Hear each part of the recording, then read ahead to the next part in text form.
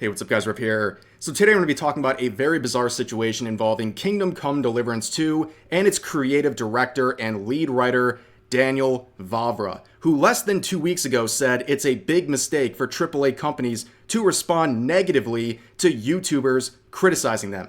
Well, unfortunately, he doesn't practice what he preaches because he has now gone after me, labeling me on social media as a grifter over a video I uploaded a few days ago about Kingdom Come Deliverance 2, where ironically enough, I spent most of the video defending him and his game that is mired in controversy over the past week or so. So let's talk about Daniel Vávra for a second here. He is someone I've mentioned multiple times on the channel, and each time I've mentioned him, it's been in a very positive light because I believe he was and still is a target of cancel culture, a legitimate target of cancel culture, because when the first game came out, he was attacked by dozens of articles trying to label him and his team as a bunch of bigots and racists because he wanted to have a Bohemia setting that is historically accurate without forced diversity in it, which I thought was a very fair thing. So when a few months ago, back in December, he made this tweet showing that his game from 7 years ago had more in-game players than Veilguard, despite only being out for a month, I said, take your victory lap. In fact, I said that in my video the other day. I said this was a moment he and his team deserved after being dragged through the mud for so many years, and he deserved to basically take a victory lap with this one. However, with Kingdom Come Deliverance 2, there's been a lot of controversy, and a lot of that controversy I have criticized and dismissed as gigantic reaches. One of the first things that happened a few days ago was this tweet right here stated that Kingdom Come Deliverance 2 was banned in Saudi Arabia due to an unskippable gay scene in the story mode. Now, of course, a lot of people started labeling it as woke as a result of this, and I criticized that. I said just because there is a gay romance scene in a game does not make the entire game woke, and you should probably just wait and cancel your pre-orders and see how this scene actually plays out, because we don't really have any context about what this whole thing was about, or if it was even true in the first place. Then, right around that time, more bad news happened because the community manager for PlayOn, the parent company of Warhorse, would release this code of conduct onto Steam, and it's basically just a bunch of woke nonsense trying to censor people, and that made a lot of people very angry because they were basically seeing this community manager and thinking they represent Warhorse and Vávra, when in reality they represent the parent company. But a lot of people wanted answers of how Vávra and Warhorse feel about this sort of code of conduct being posted essentially on their behalf. Well, we would get some answers a few days ago from Vávra himself, where he more or less confirmed that there's going to be a gay romance sequence in the game, but he was pretty vague about a lot of these things, and that's really where we left off. That's what I made my video about a few days ago, and I really broke it down into two sections. The one section was talking about the controversies they're facing and how a lot of them were big reaches, and then the other half I spent launching what I believe is a fair criticism at Vávra and Warhorse, saying, hey, you need to address this community manager situation because a lot of people are essentially saying that you're cool with this, when that would really upset a lot of players, and a lot of people were canceling pre-orders for that reason, as well as some of the controversies we just mentioned. Whether it was fair or unfair, people were definitely canceling their pre-orders as a result of all this drama over the past week or so. In fact, since then, yesterday we would get some confirmations from Vávra, who had made a 10-part thread talking about some of the controversy and dispelling some of the misinformation, where he said, there are no unskippable cutscenes in our game. Anybody who claims otherwise never played them. Also, we are not, nor ever were, banned in any country, at least not that we know of. And also, as much as I don't like forced diversity, nobody was forcing us to do anything, and we're not forcing anyone to do certain things. Then he says gay characters were already in the first game. And then going down here, there's also this part about this character Musa coming to Bohemia. Now, this was a point that I pretty much forgot to even mention in the previous video because I thought it was just such a reach. It really wasn't that important to me, but there was a screenshot of this character we now know as Musa, who a lot of people would then label as, you know, basically there's something woke going on here, forced diversity. A lot of people brought up this old response from Vávra, where he said, please explain to me what's racist about telling the truth. There were no black people in medieval Bohemia, but in his own tweet and also in some leaks shared by Mark Kern here, this character is a foreigner who comes into Bohemia and is the only black character in the entire game. And apparently, according to this leaker that Grums is reporting about here, he's actually a very well-written character and one that is important to the story, and also is treated very harshly by people around him because he is a black man in a Bohemia setting, which would be historically accurate. But he would end his thread, part 10, with this eyebrow-raising comment saying we don't want Kingdom Come Deliverance to be used as clickbait by people who didn't even play it yet. And of course, there's not that many YouTube videos out there about this whole set of controversy, so I'm like, who's he talking about?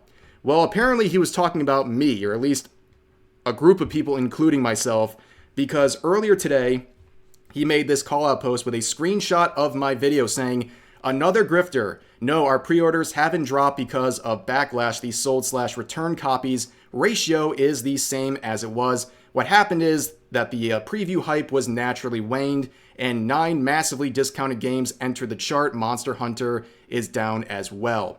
Now, there's a lot to unpack here. Number one, the word grifter continues to lose all meaning. There is nothing that proves I'm a grifter in this screenshot. It's just a ridiculous buzzword being misused once again. On top of that, it becomes very clear he did not watch the video, because if he did, he would know I largely defended him. And also, my criticism, the main criticism I did launch, was about his silence on the community manager and the code of conduct, which, ironically, he's silent on in this tweet. And I think because he didn't watch the video and because of the positioning of the screenshot, he is basing everything off of the title of my video, which apparently he has an issue with.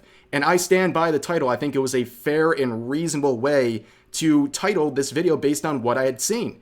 At the beginning, woke. It's in quotes, because other people were calling Kingdom Come Deliverance 2 woke based on several controversies. And I said, I think that's a bit of a reach. Anyone calling it woke is overreacting. The part about losing trust, I mean, this whole call-out post is just further proof of that. But this whole mass pre-order refunds, right? I am not a developer. I am not someone who has the data to show, oh, pre-order numbers are up or down. I don't know. Vávra and his team, they know, but I can only base it off of my own observations. And in my video and from my other observations, from what I've seen on Steam, Twitter, and other social media platforms, I have seen a lot of people claiming they are canceling their pre-orders as a result of several different factors. In fact, because of this tweet and the series of tweets complaining about me, more people have canceled their pre-orders because they don't like what they're seeing here. And on top of that, we saw this proof that was posted right afterwards showing that it's number 10 in wish lists, which to me doesn't dispel that people are canceling pre-orders. Of course, the numbers for this game are going to be really good. A lot of people are really looking forward to Kingdom Come Deliverance 2. The pre-order numbers are going to be good, and the actual sales numbers will be good too. But that doesn't mean people aren't canceling and refunding their game. That doesn't disprove anything. It's just kind of like a false defense here that doesn't really disprove anything I'm saying. I'm just saying, based on my observations, a lot of people have claims that they're going to cancel their pre-orders. I don't think that was an insane thing for me to say.